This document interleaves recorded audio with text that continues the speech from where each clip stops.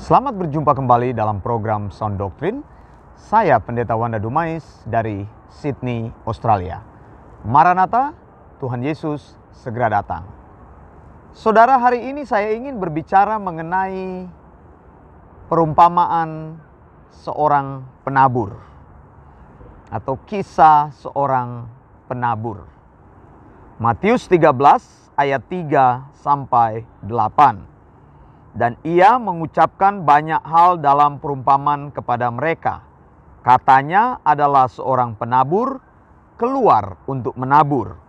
Pada waktu ia menabur, sebagian benih itu jatuh di pinggir jalan. Lalu datanglah burung dan memakannya sampai habis. Sebagian jatuh di tanah yang berbatu-batu, yang tidak banyak tanahnya, lalu benih itu pun segera tumbuh karena tanahnya tipis. Tetapi sesudah matahari terbit, layulah ia dan menjadi kering karena tidak berakar. Sebagian lagi jatuh di tengah semak duri, lalu makin besarlah semak itu dan menghimpitnya sampai mati. Dan sebagian jatuh di tanah yang baik, lalu berbuah, ada yang 100 kali lipat, ada yang 60 kali lipat, ada yang 30 kali lipat. Nah, perumpamaan ini tidak mengajar tentang pemberian. Banyak orang hamba Tuhan yang mengkhotbahkan ini kan, 60 kali lipat, 30 kali lipat, 100 kali lipat. Jadi kalau engkau menabur uang ke gereja, banyak menabur, maka banyak akan menuai. Kalau engkau menabur sedikit, cuma dapat 30 kali lipat. Kembalinya gitu. Returnnya. Kalau engkau menabur lebih banyak lagi, dapatnya 60 kali lipat. Returnnya ini. Lalu, kalau engkau menabur lebih banyak lagi, dapatnya 100 kali lipat. Saudara, kerajaan Allah tidak bekerja seperti itu ya, tidak bekerja seperti hukum tabur tuai, lalu mengharapkan return.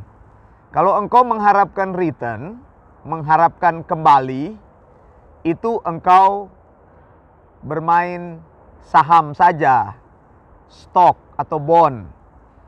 Begitu kan? Jadi kalau engkau banyak memakai uangmu, modalnya besar, maka kemungkinan besar engkau akan returnnya besar. Begitu. Nah, kerajaan Allah atau kekristenan tidak seperti itu. Makanya saya bilang ini tidak bisa dikaitkan dengan pemberian. Jelas sekali Alkitab berkata di sini tentang penabur. Ya. Ada beberapa hal. Satu, penabur menaburkan benih. Benih di sini nanti Yesus jelaskan seperti apa benihnya. Bukan menabur uang, menabur benih. Menabur uang itu disamakan dengan menabur benih, bukan. Yesus katakan ada penabur menaburkan benih, yang pertama. Yang kedua, benihnya jatuh di pinggir jalan. Jadi rupanya tidak tepat ketika penaburnya melemparkan benih. Saya tidak tahu kenapa kok bisa jatuh di pinggir jalan. Kemungkinan besar benih itu tidak sengaja terjatuh, saya pikir. Kalau dia menabur di pinggir jalan kan sesuatu yang mustahil. Harusnya menabur di tempat yang sudah dia gemburkan tanahnya. Kok bisa jatuh di pinggir jalan? Lalu ada benih yang jatuh di tanah berbatu. Kemudian ada benih yang jatuh di semak duri, ada benih yang jatuh di tanah yang baik. Saudara yang dikasihi Tuhan, saya kira konteks ini perlu dipahami dengan baik. Yesus selalu berbicara di dalam perumpamaan-perumpamaan. Tuhan Yesus itu luar biasa. Kepintarannya, pengetahuannya itu hebat, melampaui orang-orang sesamanya. Nah, saya sudah berbicara kalau mengikut Tuhan, kita harus memakai otak. Kalau engkau tidak menggunakan akal budi, maka engkau akan mudah ditipu, disesatkan, dan engkau gampang menyesatkan orang lain.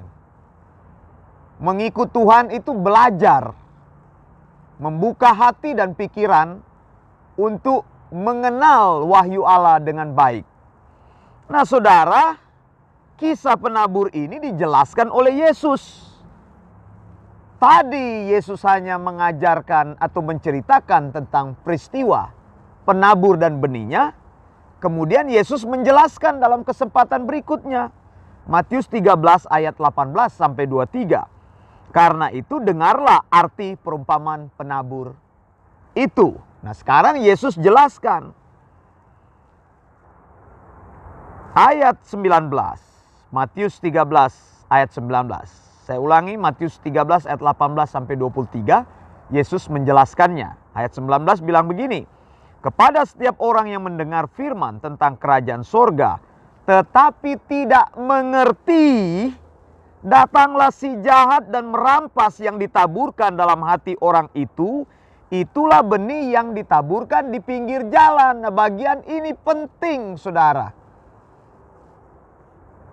Kalau tidak mengerti firman, tidak mengerti ada berapa sebab. Hamba Tuhannya yang bodoh, tidak mengajar dengan baik, karena saya katakan ada 10 topik firman Tuhan yang populer di gereja, tapi topik itu mematikan. Saya sudah pernah sampaikan, coba lihat di khotbah saya mengenai bagaimana Paulus berkata, beritakanlah seluruh maksud dan rencana Allah. Coba lihat, pelajari lagi khotbah-khotbah saya yang sebelumnya. Di antaranya topik-topik yang membawa maut itu yang populer, motivasi. Di gereja hanya diajarkan motivasi. Bagaimana mengangkat semangatmu sesaat. Saya sudah bilang kalau motivasi, yang jago itu Gede Prama, Mario Teguh, Tung Desem Waringin. Banyak lagi, saudara. Begitu. Jangan belajar di gereja tentang motivasi. Belajar dari para motivator yang handal, yang hebat.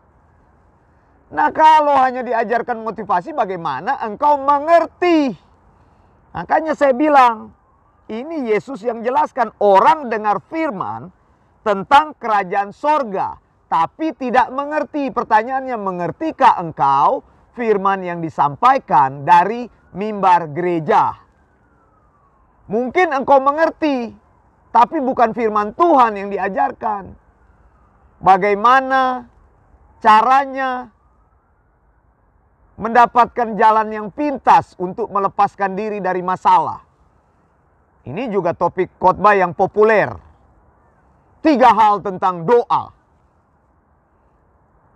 Apa itu penderitaan?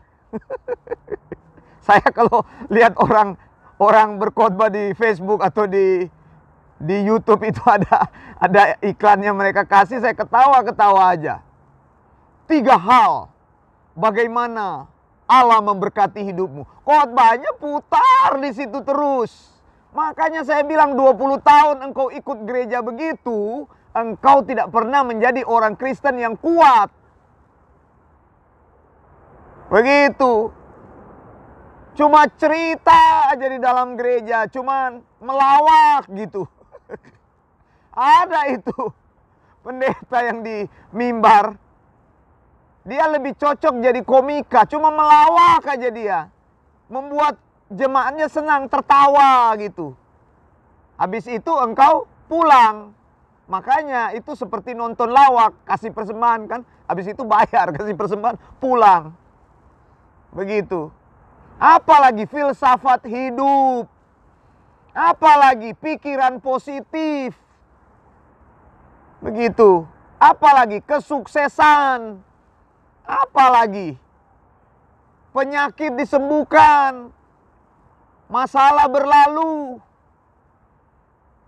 Waktu dengar khotbah itu seolah-olah masalahmu berlalu. Padahal memang masalahnya masih ada gitu. Nah saudara harus mengerti. Makanya saya bilang dua hal. Entah pendetanya yang bodoh, tidak pernah mengajar, dan menyebabkan pendengarnya jadi bodoh. Begitu. Setiap minggu pergi ke gereja, tidak tahu apa-apa. Nah model begini juga mau melayani Tuhan. Mencalonkan diri. Jadi majelis. Jadi penatua, syamas. Model apa gerejanya begini? Majelisnya tidak mengerti firman bagaimana? Kan Paulus bilang percayakanlah kepada orang yang dapat dipercaya dan cakap mengajar. Begitu. Jadi Tuhan Yesus bilang kalau engkau tidak mengerti, maka si jahat akan datang dan merampas apa yang ditaburkan dalam hati. Itulah benih yang ditaburkan di pinggir jalan. Konteks yang pertama, makanya saya bilang lagi, saya ulangi. Mengikut Tuhan perlu memakai otak, akal budi. Yesus sendiri katakan, kasihilah Tuhan Allahmu, Matius 22 ayat 37. Dengan segenap hatimu, segenap jiwa, dan dengan segenap akal budi. Pakai pikiran, kepintaranmu, otakmu harus diisi. Lalu ayat 20, Matius 13 ayat 20. Benih yang ditaburkan di tanah yang berbatu-batu ialah orang yang mendengar firman itu dan segera menerimanya dengan gembira. Tetapi ia tidak berakar dan tahan sebentar saja. Apabila datang penindasan atau penganiayaan karena firman itu, orang itu pun segera murtad. Ini orang yang cuma suka pengalaman rohani. Kristen hura-hura ini namanya. Waktu dengar firman bersemangat. Haleluyanya keras. Haleluya, haleluya. Puji Tuhan, puji Tuhan. Amin, amin. Lebih keras lagi, amin. Kalau di gereja itu, shalom, shalom, kurang kuat, shalom. Cuma dirangsang dengan hal-hal yang seperti itu. Saudara mengikut Tuhan bukan teriak-teriak seperti itu, saudara. Bukan hanya kegembiraan sesaat. Bukan hanya bersukacita sesaat. Begitu. Sampai ada lagunya, injak iblis dengan kuasanya. Kapan engkau bisa menginjak iblis? Banyak lagu rohani juga yang tidak alkitabiah. Begitu. Orang bersemangat dengan begitu, dengan lagu-lagu, musik. Saya sudah bilang, gerejanya itu remang-remang. Dipanggil artis rohani. Oh semangat kalau sudah nyanyi. Haleluya, haleluya, haleluya. Sampai nangis begitu. Tapi hanya bertahan sebentar. Karena apa? Emosi yang dirangsang. Tuhan Yesus bilang, sebentar saja mereka gembira. Tetapi akarnya itu tidak kuat. Ketika datang penindasan penganiayaan, karena firman itu, maka murtad. Sudah dengar itu? Orang-orang seperti itu? Saya tidak pernah mensupport itu. Banyak orang, oh artis ini bertobat. Berapa lama lagi sudah berbalik lagi. Oh preman ini bertobat. Ada itu pendeta yang suka begitu. Kalau ada, dia memang suka yang pengalaman-pengalaman begitu diposting supaya populer kan. Tapi tidak ada pertobatan yang sungguh-sungguh, saudara. Saya itu pernah dulu pergi mengecek. Itu Gendeng Pamungkas, saya kenal baik dia. Yang katanya bertobat. Begitu, saya datang. Cerita dengan dia, saudara. Tidak ada pengalaman yang spesifik dia bicarakan mengenai pertobatannya, dia bilang saya itu tidak mengalami apa-apa sebenarnya, tapi sudah diheboh-hebohkan. Begitu saudara. Nah, jadi emosi itu tidak ada manfaatnya sedikit pun. Ya. Kalau di gereja tuh nyanyi-nyanyi sambil loncat-loncat, ya bukan berarti saya anti itu. Loncat-loncat, nari-nari dan sebagainya, saya lihat tuh di mimbar. Waduh, kalau nyanyi itu udah kayak di diskotik aja begitu nyanyinya, nari-nari begitu. Kegembiraan sesaat, tapi otaknya kosong. Begitu saudara ya. Lalu ayat 22, yang ditaburkan di tengah semak duri ialah orang yang mendengar firman, lalu kekhawatiran dunia ini dan tipu daya kekayaan menghimpit firman itu sehingga tidak berbuah. Ini orang yang mengikut Tuhan tapi hanya tertuju, pikirannya, kehidupannya hanya tertuju kepada hal-hal fana. Ini yang gampang dimakan dengan teologi sukses. Pinginnya itu kesembuhan, pinginnya itu keberhasilan, pinginnya itu kekayaan. Yaitu orang-orang seperti itu. Tapi mereka sebenarnya apa? Firman itu tidak akan pernah bertumbuh dalam hidupnya. Terhimpit. Karena hidup orang ini sebenarnya khawatir. Makanya dirangsang dengan persepuluhan, teori persepuluhan. Oh, senang mereka. Saya dengar pengajaran persepuluhan. Bukan pengajarannya, cuma banyak bersaksi aja. Bagaimana diberkati setelah beri persepuluhan, perusahaannya jadi besar. Nggak usah yang begitu-begitu. Orang percaya itu adalah orang yang diberkati Tuhan. Pengajaran persepuluhan saya bilang tidak ada dasar alkitabiahnya. Saya sudah banyak ngajar. Saya sudah taruh daftar tentang video-video pengajaran saya. Periksa di sana. Nah, saudara yang dikasih Tuhan, yang terakhir, yang ditaburkan di tanah yang baik ialah orang yang mendengar firman itu dan mengerti, dan karena itu ia berbuah. Ada yang 100 kali lipat, ada yang 60 kali lipat, ada yang 30 kali lipat. Benih ini jatuh di tanah yang baik, melambangkan orang yang sungguh-sungguh cinta kebenaran dan berusaha mengerti ajaran Alkitab yang sesungguhnya, sound doctrine.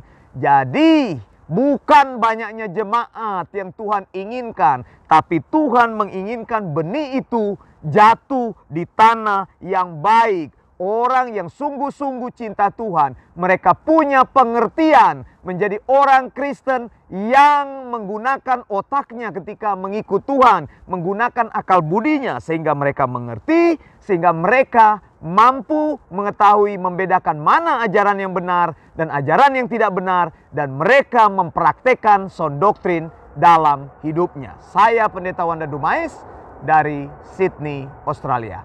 Maranatha, Tuhan Yesus segera datang. Blessings.